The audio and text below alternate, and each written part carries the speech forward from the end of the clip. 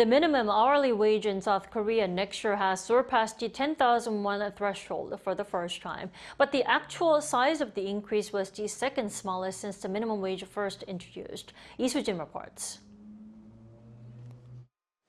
South Korea has now entered the era of the 10,000 won minimum hourly wage.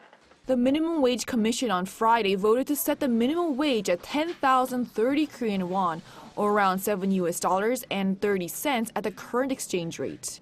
For someone who works 40 hours a week, this brings the monthly minimum pay to around 2.09 million won. It is an increase of 1.7% from this year's minimum hourly wage of 9,860 won. While this is the first time since the minimum wage was first introduced in 1988 that it has entered the 10,000 won range, the rise is actually the second smallest after the 1.5% increase in 2021. The decision was made by the Minimum Wage Commission, consisting of representatives from businesses, labor, and the general public in 53 days, almost half of the time that it took last year when negotiations took a record 110 days. But the new wage plan was not agreed upon unanimously, as in its final proposal, the labor side suggested 10,121 and the business side 10,031. The proposal from the business side won, with 14 votes to the labor side's 9.